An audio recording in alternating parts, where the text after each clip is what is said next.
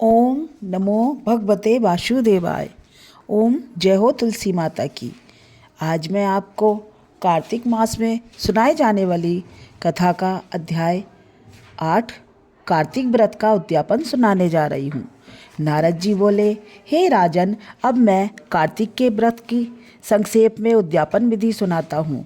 व्रत पूरा होने के फल मिलने और विष्णु भगवान की प्रसन्नता के लिए कार्तिक शुक्ला चतुर्दशी को उद्यापन करें। तुलसी जी से शोभित 4 द्वारों का एक सुंदर मंडप बनाकर तोरण बंदरवाल बांधकर फूल माला आदि से सजाएं। मंडप के चारों और द्वारों पर मिट्टी के पुण्यशील सुशील जय और विजय भगवान के द्वारपालों को बनाकर उनका पूजन करें। फिर तुलसी के चारों ओर अनेक रंगों से सुशोभित सर्वोभद्र चक्र बनावे। उसके ऊपर पंचरत्न और नारियल रखकर एक सुंदर कलश स्थापित करें। इसके बाद वहाँ लक्ष्मी सहित विष्णु भगवान की स्थापना करके पूजन करें। व्रती पुरुष ब्रह्मा आदि देवता और इंद्रादि लोकपालों का मंगल हेतु पूजन करें। द्वादशी को भगवान उठे थे, त्रयोदशी को देवताओं ने उनके दर्शन किए और चतुर्दशी को देवताओं ने उनका पूजन किया। अतः भगवान की उस दिन शांत और सावधान होकर पूजा करें।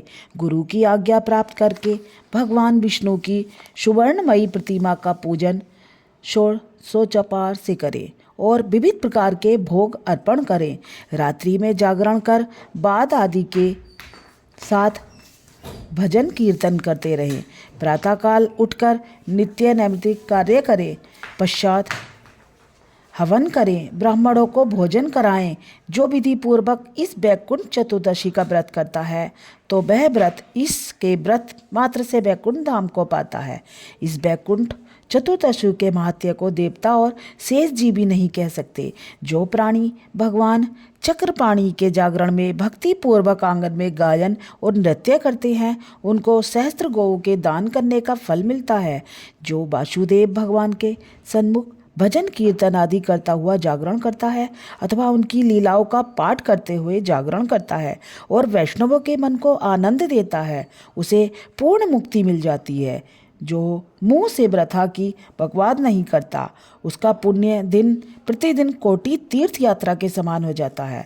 तदंतर पूर्णमासी के दिन स्त्री सहित 30 अथवा एक ब्राह्मण को अपनी सामर्थ्य के अनुसार निमंत्रण दे, क्योंकि इसी दिन विष्णु भगवान मत्स्य रूप में उत्पन्न हुए थे। अतः इस दिन किया गया होम जप और दान अक्षय फल देने के वाला है।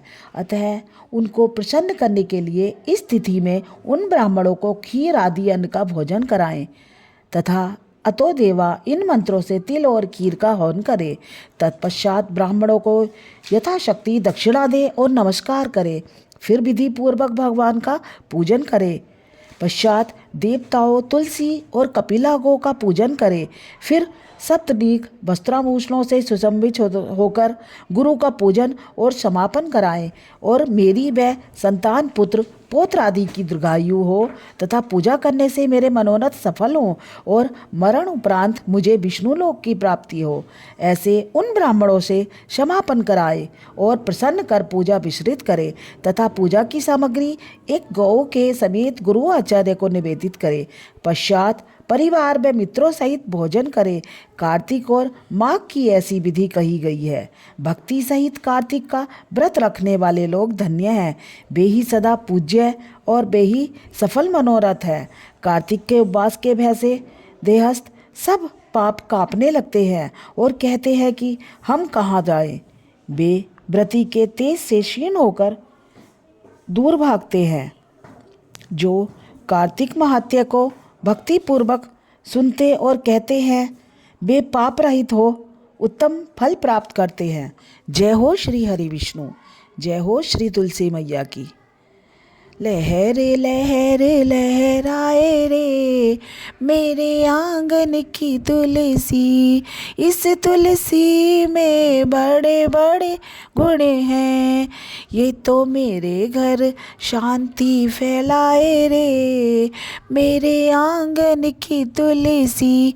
लहरे लहरे लहराए रे मेरे आंगन की तुलसी, इस तुलसी को मैंने सींचा, इस तुलसी को मैंने सींचा, ये तो घर मेरा महकाए रे, मेरे आंगन की तुलसी लहरे लहरे लहराए रे, मेरे आंगन की तुलसी। जय हो तुलसा मैया की।